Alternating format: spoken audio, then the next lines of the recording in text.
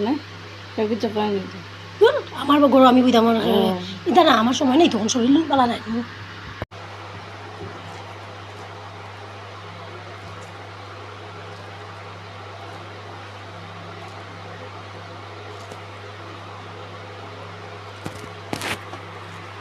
কিতা ঘটনা বাড়িছে না নিতে